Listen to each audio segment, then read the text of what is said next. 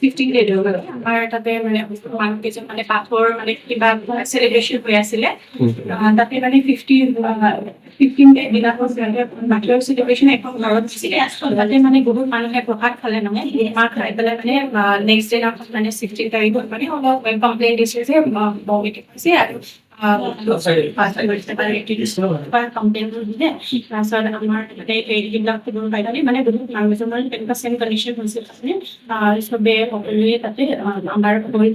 গৈছিলে মেনেজ কৰিবৰ কাৰণে এনেতো তাতে 32 জন মানে কমপ্লেইন আহিছিলে ত 32 জনৰ আমি 20 জনকে মানে চেলাইন দিলো আৰু মানে অলপ ষ্টেবলত আনিলো ইনজেকশ্যন দিয়া হৈছে এণ্টিবায়টিক্স তাৰপাছত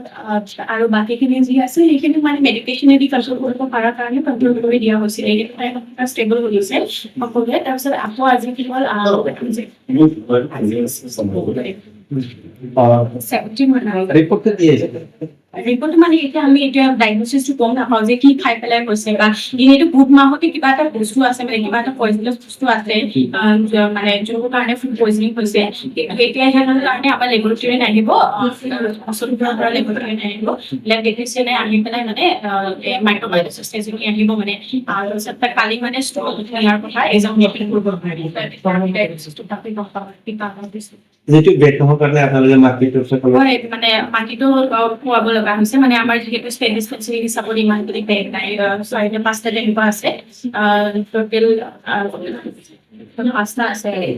তো সেইটো হিচাপত এতিয়া মানে যিহেতু ইমান ফুড পয়জনিং আউটব্ৰেক হৈছে তো ইমান হঠাৎকেতো ইমান কিন্তু মানে হেণ্ডেল কৰাটো মোৰ কাৰণে বহুত প্ৰব্লেম হৈ যায় আৰু অকলে আছো ভাইকে আৰু তথাপিও আমাৰ চক্ৰৱৰ্তী ছাৰ যোনটো আমাৰ ফৰেষ্টৰ